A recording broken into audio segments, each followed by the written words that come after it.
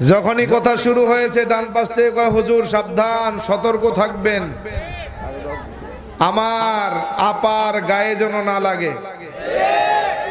দেশটা কি তোমার আপার, তোমার আপার বাপের? দেশ কার? আমাদের। এই দেশ আমাদের, রক্ত দিয়েছি আমরা, দেশ স্বাধীন করেছি আমরা। এই দেশে কথা বলার অধিকার জনগণের।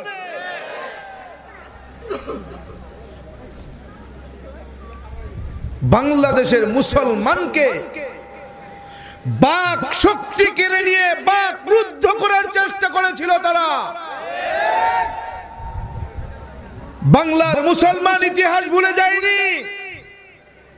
ইতিহাস সাক্ষী, পৃথিবীর জমিনে যুগে যুগে কালে কালে নমরুদের মতো নেতারা এসেছে। কেউ জমিনে থাকতে পারে নাই, সবাইকে চলে যেতে হয়েছে। বরং আল্লাহর জমিনে যেই আল্লাহর বিরোধিতা করেছে, ইসলামের বিরোধিতা করেছে, এমন লাঞ্ছিত হয়ে পৃথিবীর থেকে বিদায় হতে হয়েছে, তা ইতিহাস সাক্ষী। সময়ের দৃষ্টি কুরআন ও সুন্নাহর কথা বলে। মহান স্রষ্টা দয়াময় রব্বুল আলামিনের দরবারে লাখো কোটি শুকর ও সুজুদ যে রব্বে কারীম এ ফিতনা জামানায় কোরআন ও সুন্নাহর ভিত্তিতে সহি তরিকায়, কোরআন ও সুন্নাহর ভিত্তিতে সহি তরিকায় আপনাকে আমাকে বড় দয়া করে মায়া করে যাচাই ছাঁটাই করে দুনিয়ার সমস্ত প্রকার ব্যস্ততা, সমস্ত প্রকার গুনাহের থেকে আলাদা করে মহতি মজলিস, আল্লাহ ওয়ালাদের মজলিস, ওলামায়ে কেরামের মজলিস, জাকিরিন শাকিরিনদের মজলিস, কোরআন সুন্নাহর মজলিস, জান্নাতের টুকরা বাগানে আসবার জন্য, বসবার জন্য, আমি অধম গুনাহগার কি কিছু বলবার জন্য, আমাদেরকে বসে শুনবার জন্য কবুল আর মঞ্জুর করেছেন। নেয়ামতের শকর আদায়ার্থে মুসলমান হিসেবে ইমানের আওয়াজকে উঁচু করে উচ্চ কণ্ঠে একসাথে এক আওয়াজে কালেমাত ও শকর উচ্চারণ করছি। সকলেই পড়ি আলহামদুলিল্লাহ। লক্ষ কোটি দুরুদ ও সালাম সাইয়্যিদুল মুরসালিন রাহমাতাল লিল আলামিন সাইয়্যিদুস সাকালাইন শাফিউল মুজদিবিন ইমামুল মুরসালিন খাতামান নবিয়্যিন পয়গম্বরে আরবি বিশ্ব নবী হযরত মুহাম্মদুর রাসূলুল্লাহ সকলেই পড়ি সাল্লাল্লাহু আলাইহি ওয়া আলিহি ওয়া সাল্লামের ওপর। হাজিরিন, কোরআনে হাকিম থেকে ছোট্ট একটি আয়াতে কারিমা তেলাওয়াত করেছে। বিশ্ব নবী, শ্রেষ্ঠ নবী, হায়াতুন নবী, জিন্দা নবী, পয়গম্বরে আরবি জনাবে হযরত মুহাম্মদ মুস্তাফা সাল্লাল্লাহু আলাইহি ওয়া আলিহি ওয়াসাল্লামের অসংখ্য অগণিত অমীয় বাণী পবিত্র হাদিস শরীফ থেকে একটি হাদিসের অংশ বিশেষ তিলাওয়াত করেছি। রব্বে কারিম যদি তৌফিক দান করেন সংক্ষিপ্ত পরিসরে কোরআন ও সুন্নাহর ভিত্তিতে সহি তরিকায় ইখলাস ও রুহানিয়াতের সমন্বয়ে কিছু কথা বলবো। আল্লাহ তাআলা আমাকে বলবার মতো, আমাদেরকে বসে শুনবার মতো হিম্মত, ধৈর্য আর তৌফিক দান করেন। বলেন আমিন। আরো জোরে পড়ি আল্লাহুম্মা আমিন। প্রিয় হাজিরিন, এখানে এত কথা, এগুলো বন্ধ করা দরকার। এই পাশে কি দোকান পড়ছে? এই দোকানগুলো বন্ধ করার ব্যবস্থা করে, না কথা বলা বন্ধ করতে বলেন।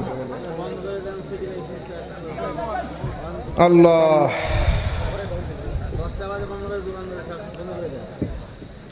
যুবকদের এই আয়োজন এবার প্রথম। বৈষম্য বিরোধী ছাত্র আন্দোলনের মাধ্যমে এই বাংলাদেশ দ্বিতীয়বার বিজয় হয়েছে, স্বাধীন হয়েছে, ঠিক কিনা? যদিও 1971 সালে 16 ডিসেম্বরে আমরা স্বাধীনতার পতাকা পেয়েছিলাম, স্বাধীনতার পতাকা শুধু নামে মাত্র পেয়েছিলাম। বাংলাদেশের মানুষ কখনো স্বাধীন ছিল না। কথা বলেন। 2024-এ 5ই আগস্টে বৈষম্য বিরোধী ছাত্র আন্দোলনের মাধ্যমে বাংলাদেশ দ্বিতীয়বার স্বাধীন হয়েছে, ঠিক কিনা? তো যুবকরা চাইলে সব কিছু করা সম্ভব, যুবকদের দ্বারাই এটা সম্ভব। কি যুবকরা যদি আন্দোলনে না নামতো 41 সালের আগে, এই দেশ স্বাধীন হতো না জানি 41-এর পরে আবার কত 41 চলে যেতে পারত। কথা কয় না কি বেজার হইতেছে? ফের হাজিরিন খেয়াল করবেন, বিগত 16টি বছর বিশেষ করে এই 16 বছর বাংলাদেশে যদিও সংখ্যা লঘু ছিল অমুসলিমেরা, কাগজে কলমে তারা সংখ্যালঘু থাকলেও বাংলাদেশে এই 16 বছরে মুসলমান ছিল সংখ্যালঘু। কোরআনের মাহফিল করতে দেওয়া হবে না, বন্ধ করে দেওয়া হয়েছে। কোরআনের মাহফিল শুরু হয়েছে, একটু গায়ে আঁচড় লেগেছে তো বাক রুদ্ধ করে মাইক্রোফোন কেড়ে নেওয়া হয়েছে। হয় নাই? আজিব, এই দেশ নাকি স্বাধীন দেশ, এই দেশের নাগরিক নাকি স্বাধীন অবমুক্ত। এটা সম্পূর্ণ ডাহা মিথ্যা কথা ছিল। কি কথা কয় না? উলামা একরাম কথা বলবে আল্লাহর দেওয়া কোরআন নবীর দেওয়া সুন্নাহ থেকে, কিন্তু বাংলাদেশের উলামা একরাম কথা বলতে গেলে ডানে আর বামে তাকিয়ে তারপরে কথা বলতে হবে। কথা বলেন। যখনই কথা শুরু হয়েছে ডান পাশ থেকে কয় হুজুর সাবধান, সতর্ক থাকবেন, আমার আপার গায়ে যেন না লাগে। দেশটা কি তোমার আপার? তোমার আপার বাপের? দেশ কার? আমাদের। এই দেশ আমাদের, রক্ত দিয়েছি আমরা, দেশ স্বাধীন করেছি আমরা। এই দেশে কথা বলার অধিকার জনগণের।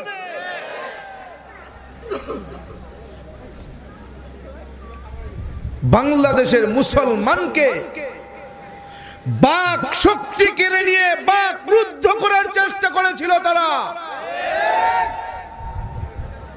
বাংলার মুসলমান ইতিহাস ভুলে যায়নি। ইতিহাস সাক্ষী, পৃথিবীর জমিনে যুগে যুগে কালে কালে নমরুদের মতো নেতারা এসেছে, কেউ জমিনে থাকতে পারে নাই, সবাইকে চলে যেতে হয়েছে। বরং আল্লাহর জমিনে যেই আল্লাহর বিরোধিতা করেছে, ইসলামের বিরোধিতা করেছে, এমন লাঞ্ছিত হয়ে পৃথিবীর থেকে বিদায় হতে হয়েছে, তা ইতিহাস সাক্ষী।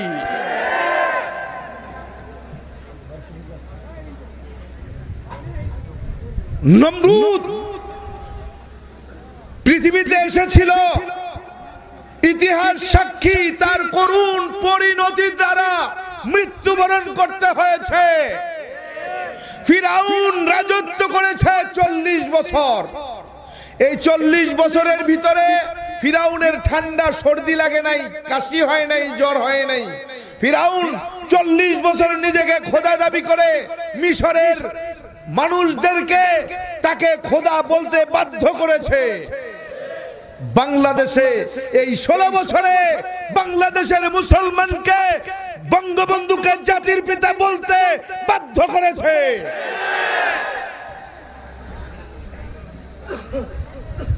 কিন্তু মুরব্বীরা একটা কথা বলতেন, পাপ করতে করতে যখন পাপের শের পুড়ে যায় তখন বাপকেও ছাড়ে না। কথা বলেন।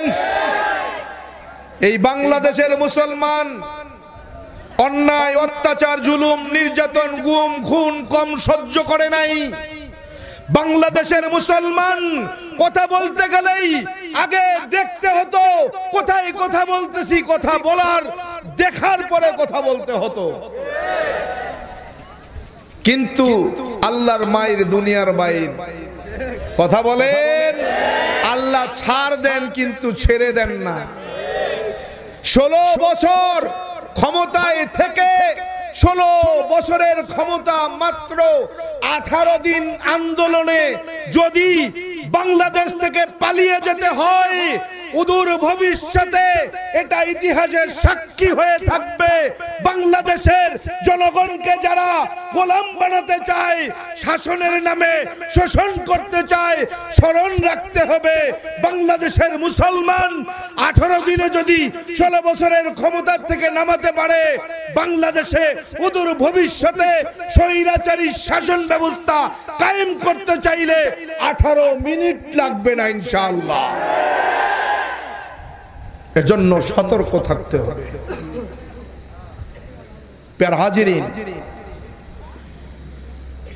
বাংলাদেশের মুসলমান বৈষম্য বিরোধী ছাত্র আন্দোলনের মাধ্যমে আবার একবার স্বাধীনতার বাংলাদেশ পেয়েছে। বাক শক্তি ফিরে পেয়েছি আমরা। কথা বলতে ভয় পাই না। এতদিন ভয় পেয়েছিলাম, কথা বলে স্টেজ থেকে নেমে বাসা পর্যন্ত যাওয়ার গ্যারান্টি ছিল না। না জানি বাসা পর্যন্ত যাওয়ার আগেই আমি গুম হয়ে যাই কিনা, আমাকে আয়না ঘরে আটকানো হয় কিনা, এই ভয়ে ওলামা একরাম কথা বলতে ভয় পেয়েছে, কথা বলতে পারে নাই ডানে আর বামের চেয়ারের দিকে লক্ষ্য করে। এখন সময় এসেছে, বাক শক্তি ফিরে পেয়েছে ওলামা একরাম। এখন সাধারণ মুসলমানের দায়িত্ব হলো ওলামা একরামকে সামনে রেখে, ওলামা একরামের পিছনে থেকে এই দেশে ইসলামী হুকুমত কায়েম করা।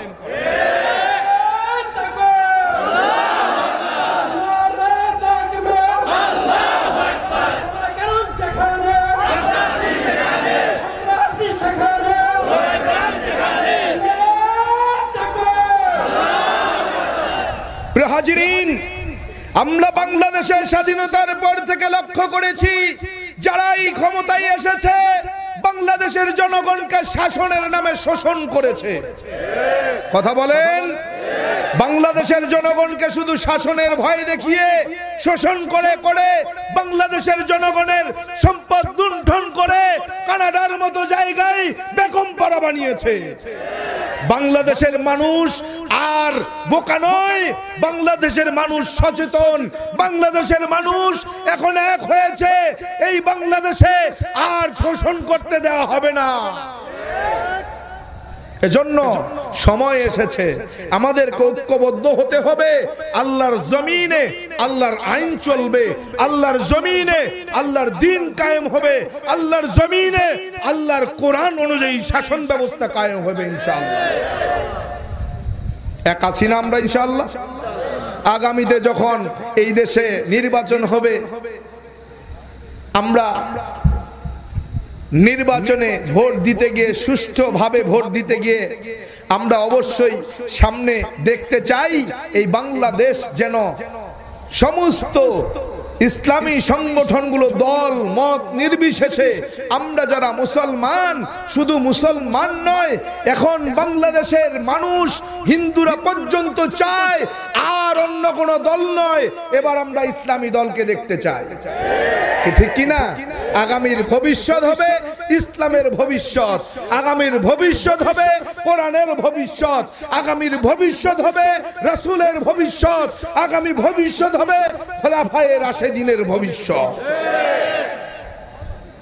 আল্লাহ তাআলা আমাদের সকলকে কবুল করেন, বলেন আমিন।